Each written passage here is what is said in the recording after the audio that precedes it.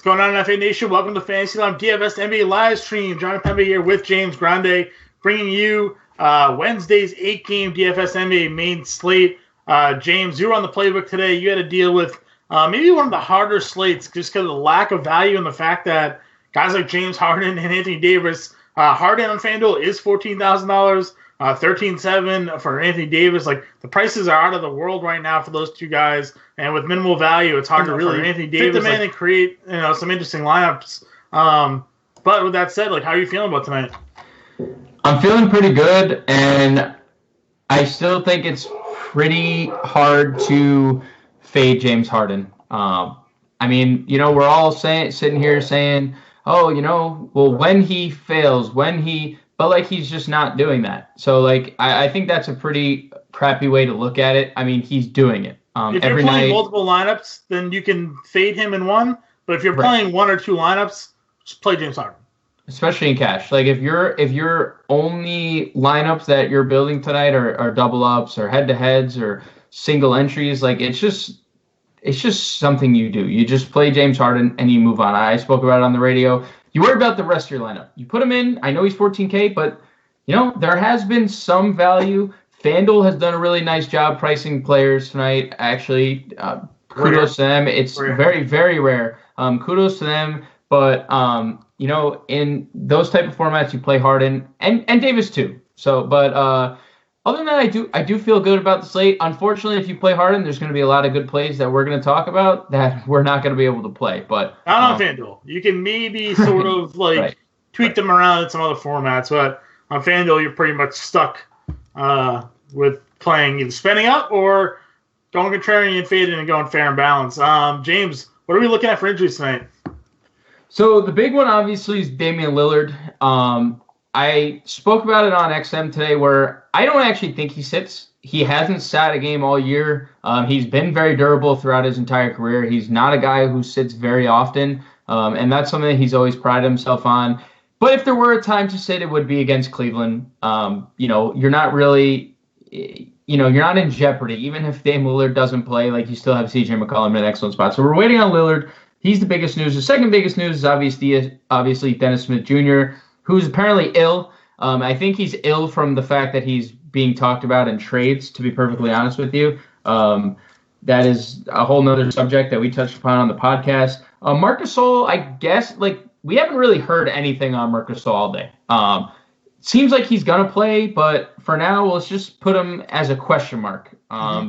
Because it seems like he's going to play because he did return to that game, but then he went and got further opinions on his injury. So, I mean, that's definitely something to monitor leading up to lock. Shabazz Napier still questionable. Eric Gordon expected to return tonight. Rodney Hollis-Jefferson expected to return tonight. We know Aaron Baines is returning tonight. Marcus Smart is also going to play.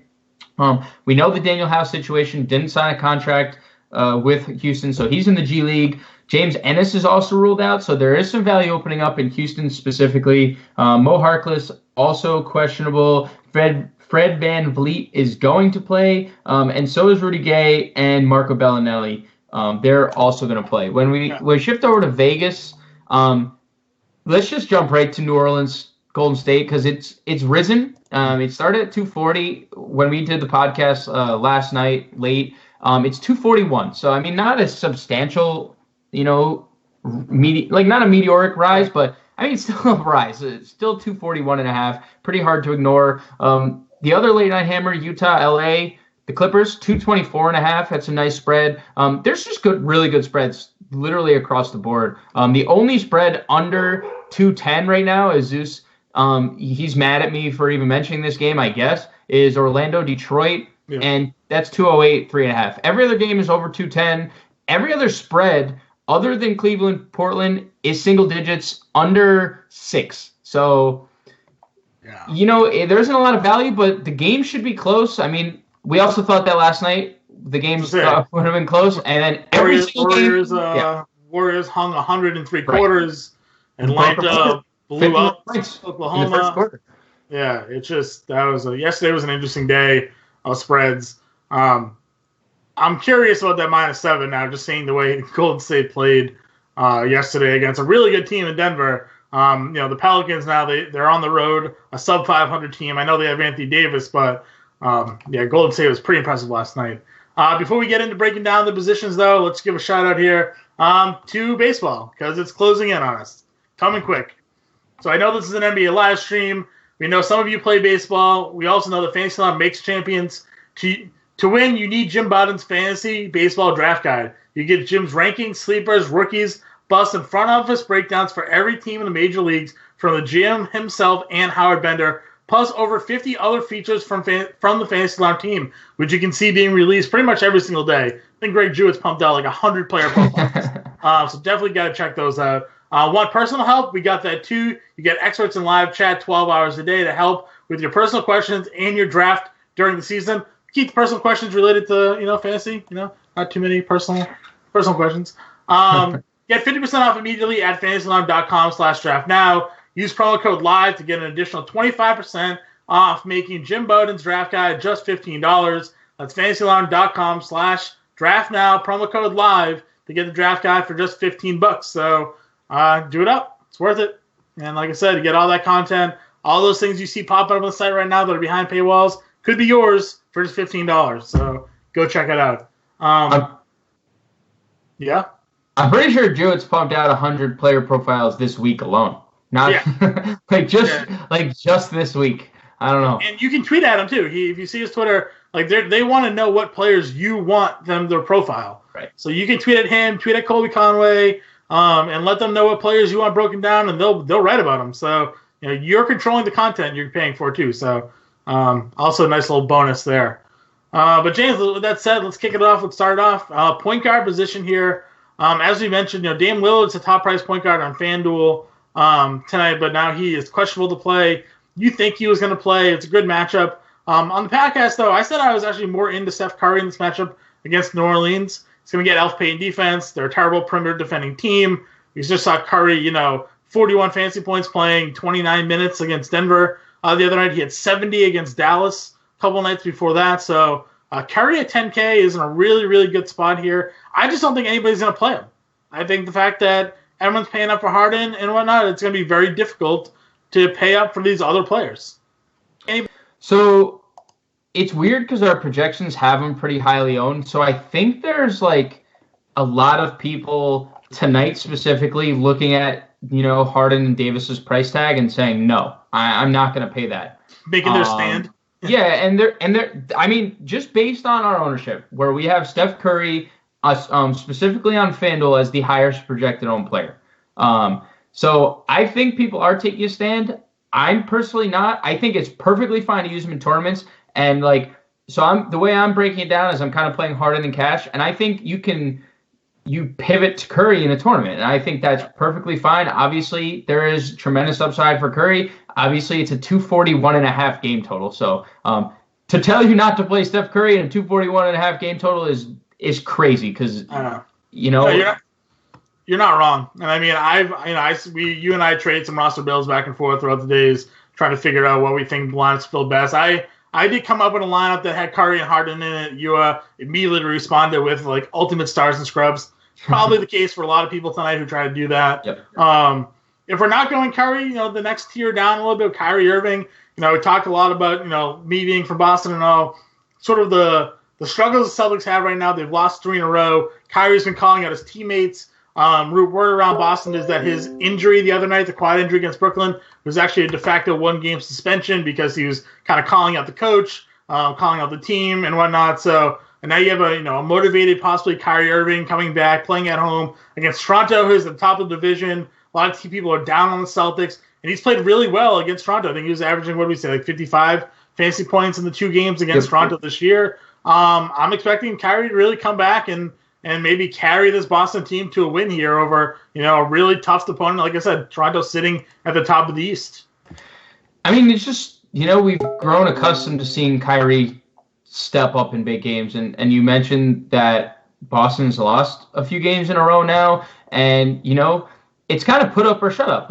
You're the one coming out and talking about how your teammates aren't, this, aren't that. And it's time for him to show up. He's done it twice against Toronto. This has a playoff feel to me. This has an Eastern Conference Finals feel to me. And again, this is the type of game that Kyrie has always showed up in. I mean, you want an example? Just go to every NBA Finals he's played in. He's been great in all of them. So I like Kyrie a lot. I think he's viable for all formats, even though Toronto's very good defensively. I really don't have a problem playing any. I think this game, like, yes, both teams are great defensively, but both teams are, when they're on offensively, are great offensively. And I think that kind of speaks to, like, Vegas predicting the total at 223.5. Like, that's a big total for two really good defensive teams. So I think this is going to be more offensive minded than a lot of people think, which is why I think Kyrie's viable all formats. Nice. Where are you going towards the rest of this, like, middle tier of point guard? Because, like I said, for me, it was really, like, it's all about spending down as much as I can to try to fit in some of the other guys. I jumped to Derek White immediately in this matchup against Dallas. He's point guard, shooting guard eligible on DraftKings. Plays primarily shooting guard for San Antonio, but he is a point guard on FanDuel. That's probably where my next guy is. I understand I'm passing by Mike Conley, Eric Bledsoe, and Kyle Lowry. But for me, I feel like White's sort of the next option for me. I'm a little skeptical on White more today than I was yesterday because Rudy Gay's coming back. He takes a little hit in kind of minutes. He takes a hit in usage and fantasy points per minute. So I don't hate him for tournaments, but I'm more likely to use someone like Bryn Forbes on the same team. Same with Patty Mills. Like I don't think we don't need to play Patty Mills other than like a drop score on FanDuel. I actually I like this Toronto-Boston game. I think Kyle Lowry is going to go way under-owned. And do I think Kyle Lowry is like the same player we've seen in years past? No. But if you look at Kyle Lowry's splits this year, which is it's weird to look at players and like, one plays significantly better at home and they play worse on the road. It's the other way around. Lowry averages almost 8 fantasy points more per game on the road this year. He averages over 10 assists per game on the road. It's a very weird split, but I mean, he scores more, he assists more, grabs more rebounds. I really don't have like a reason as to why, but he just seems more comfortable on the road this year. If that's something that you're into, I think that could be a little narrative. And especially if you like this Toronto-Boston game, it's going to be low owned. Like, there's not going to be a lot of people playing it for a game that has potential pop off stuff here. So I like Lowry, but I'm with you. Other than that, like, the middle tier is kind of just ugly. I'd rather go down to like this under 5K where we can get DJ Augustine. I think is in a really nice spot, and he's blown up against Detroit. In 2 games, he's averaging 21 actual and 7.5 assists and for 40 fantasy points per game in 2 meetings against Detroit. Yep. We know Detroit is terrible against point guards. I mentioned Forbes, and I guess the unknown is really Jalen Brunson, right? Like, we're going to play Jalen Brunson if Dennis Smith Jr. is ruled out, but it's an illness. Like, we had the back injury for Dennis Smith, but apparently he's over that, and now it's an illness. Like, if he's playing, we don't play Brunson. And what sucks is that they didn't have a shoot around this morning, so we can't even know if like he would have practiced or not. So they just listed him as questionable with a stomach bug, apparently. If not Brunson, do you go back to Shelvin Mack as potential value here? I think I'm okay with it. I would feel more comfortable playing Augustine like as a pivot. I would pivot to Augustine before I pivot to Mack rather. But I mean, I'm not against it. Okay. I think there is merit though, to the coach saying he was only going to play. He's going to be the 3rd string point guard, and he only played 23 minutes still in that rotation, even without Kyle Anderson. So I still think I don't know how many minutes we should project Shelvin Mack for. I think he's okay for tournaments, but I wouldn't play him in a cash game. All right. Last guy I think worth throwing out there, as you mentioned, with the Lillard news, if he doesn't play, Seth Curry is probably the starting point guard tonight. He's 3,600 on FanDuel. He's 32, I think I saw on DraftKings. If Lillard news breaks, that's probably the pivot to go to there for some more value. Yeah, 52 career starts for Curry, 14.5 points per game, 3 assists, 3 rebounds. So if you're getting that production at 3K, it's a min salary essentially on both sites. It's a lock and load all formats. Yeah, I agree. Shooting guard, James Harden, $14,000 on FanDuel, $13,000 on DraftKings.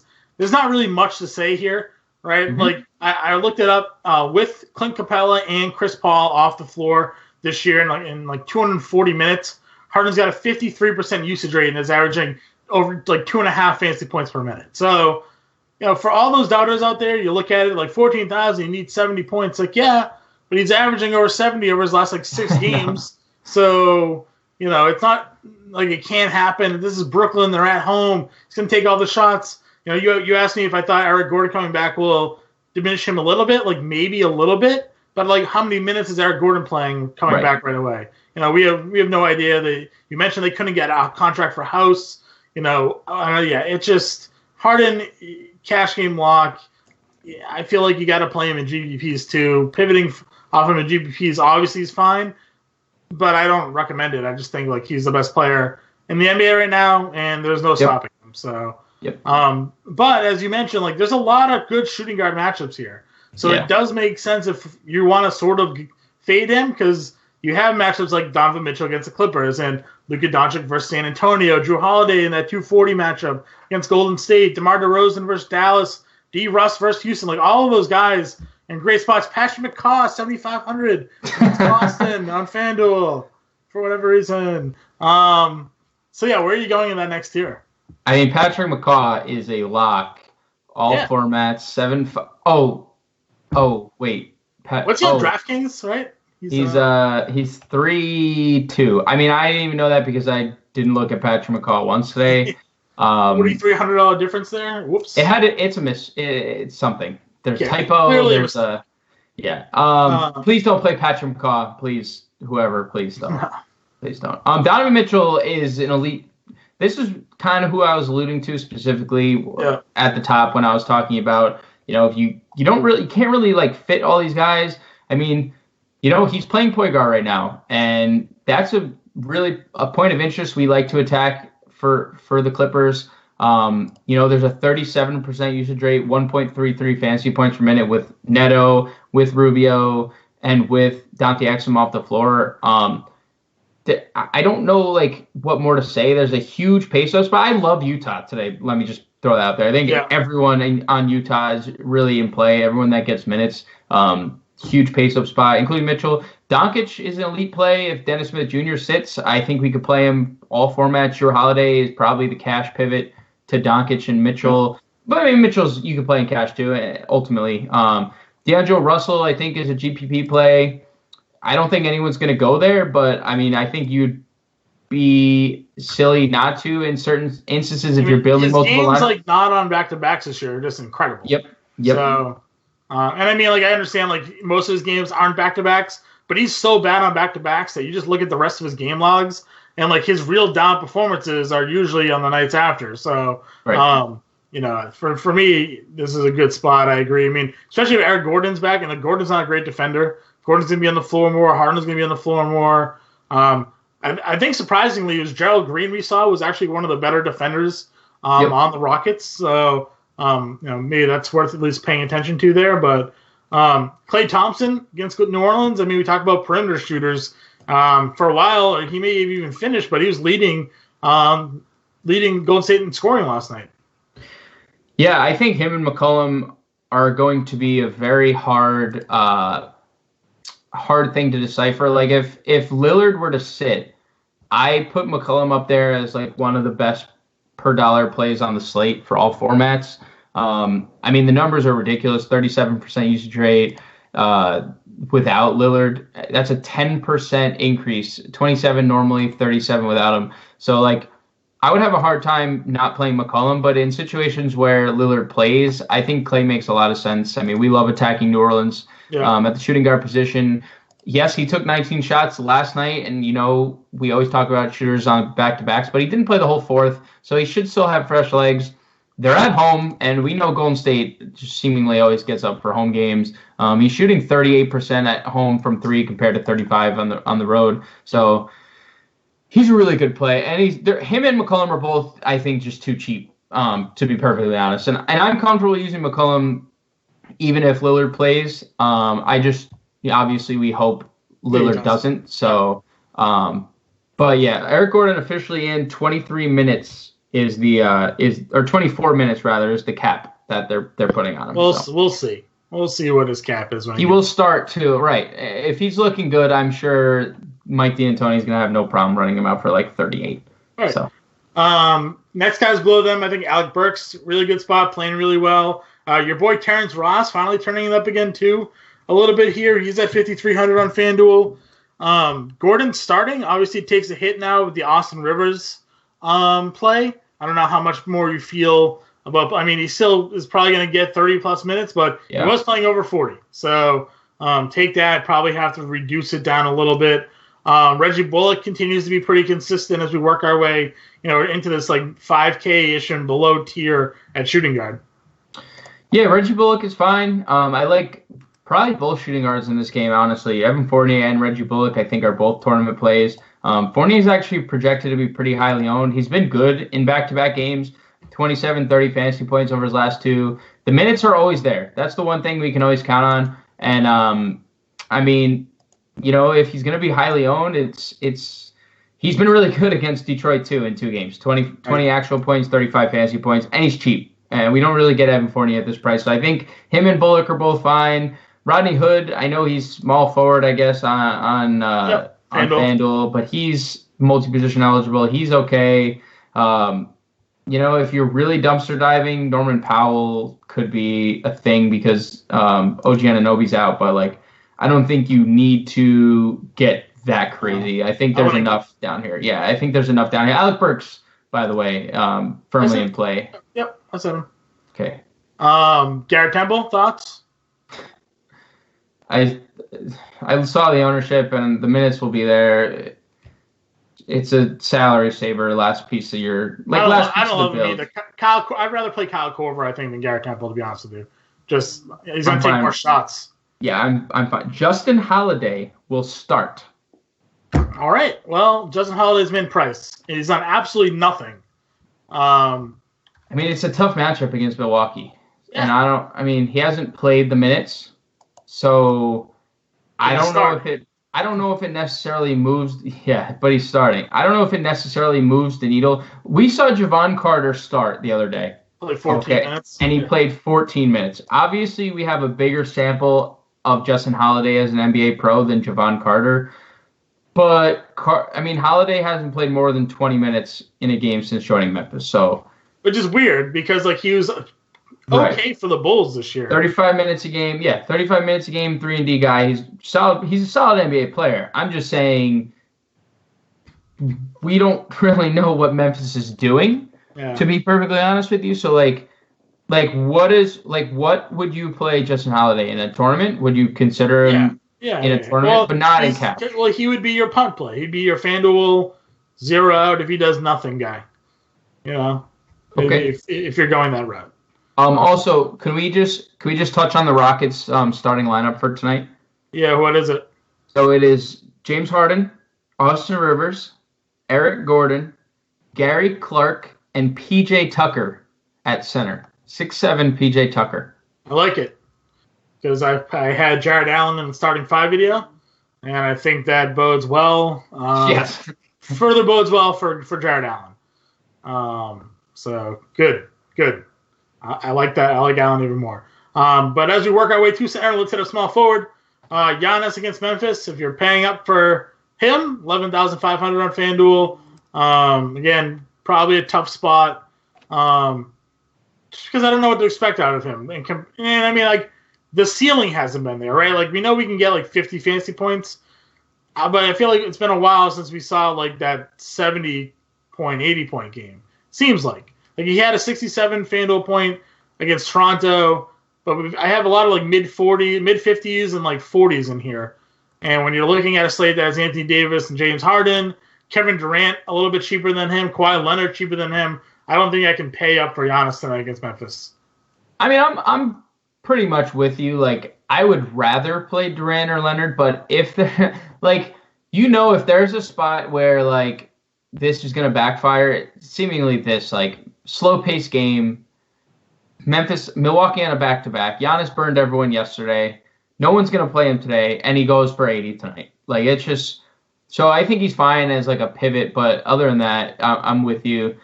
I just don't think anyone's going to be able to stop him on Memphis, and that's really what it comes down to. He's fine for a pivot, but again, I'd rather play Kawhi and I'd rather play Durant. So, of those two, which one would you prefer to play, Kawhi or Durant?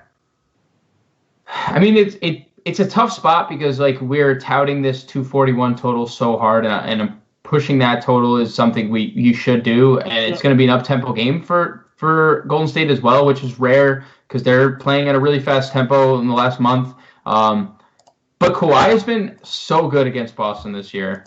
31 actual points, 12.5 rebounds, 57 fantasy points.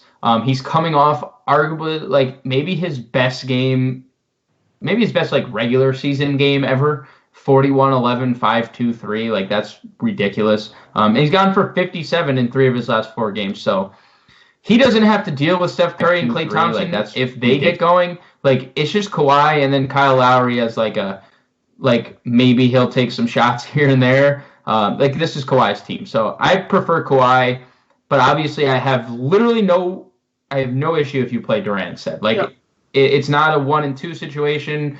It's a 1A, 1B, kind of like we were talking, Steve and I were talking about centers on yesterday's slate. Didn't work out, but it's not like I don't necessarily love either one of them any more than the other. It's just slightly lean Kawhi.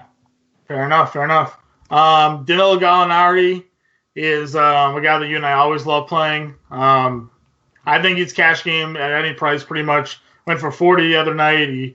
He's consistently in the 30s. Like he's about as safe as it comes to give you like 20 actual points, 30 real points, 30 fantasy points. So don't hate him in this matchup here against the Clippers. Against Utah. I think that's worth paying up for. As we work our way down, though, what small forward piques you the most? What small forward now piques me the most is Gary Clark. Just knowing that he's starting. He's min salary on FanDuel. He's nearly min salary on DK. We saw him play 29 minutes the other night. And this guy we saw play earlier in the year, and he played so well that he got a contract out of it. 26 minutes, sorry. I misspoke on that. But I'm not saying he's going to go out there and give us 50, but he can shoot. He's a good rebounder. He's going to play extended run because they don't have anyone. Daniel House is out. James Ennis was ruled out. They just don't have – they're not playing their centers. So, like, if I were to pick anyone, it's him. And I think closely behind Jay Crowder, who is one of our most highly projected owned players tonight. But he's just underpriced. He's only 4,400 on FanDuel. Yeah, it's crazy. And 43 on DraftKings. And, like, has he been great? No. But this is one of those matchups where, like, Tobias Harris matches up pretty well for Crowder. Even Gallinari, if he comes in at small forward. And they kind of play a big lineup with Ingles at shooting guard, and they take Royce O'Neal off the floor. Yeah. So I think Crowder's, like, could play up to 30 minutes. He's too cheap. I think there's upside. The ownership says play him in cash, and I'm there with you with the masses.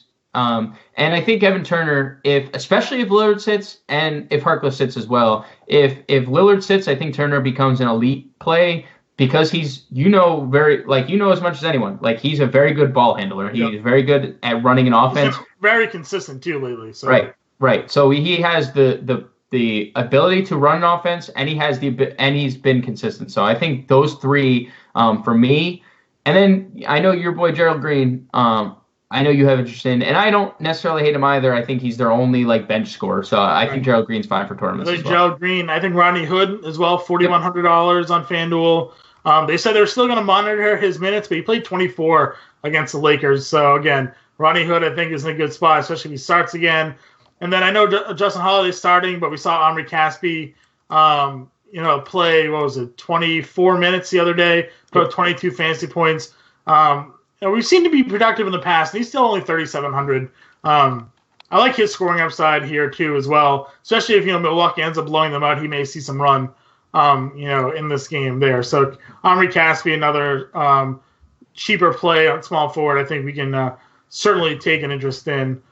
There. Over at power forward, Anthony Davis is at the top against Golden State. Again, play him if you want. No arguments here. 240 game total. We know Golden State typically struggles against opposing centers.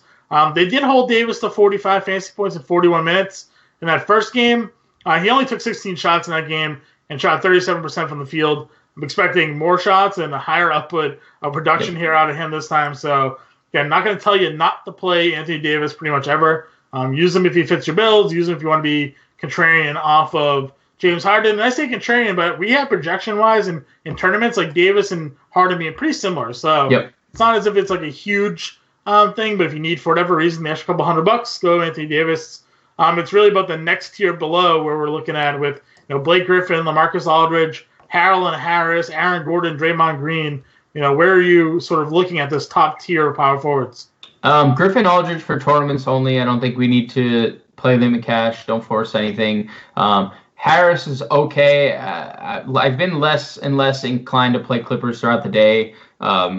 Utah's defense has been really good, and Clippers' implied team total is really low compared to their season average. I don't know if we necessarily need to do it. Aaron Gordon, another tournament play. I love Draymond's price. I love Draymond's matchup. I think a lot of this reason, I think the reason why he scored 16 points in that first game is because the Pelicans were just sagging off him and letting him shoot. And I think, the assists and rebounds have been there. We're just looking for the points. So I think Draymond's an elite play, all formats. Pascal Siakam, Serge Ibaka, both fine. Last pieces sort of players. Marcus Morris, I think, is a core player for me on FanDuel specifically.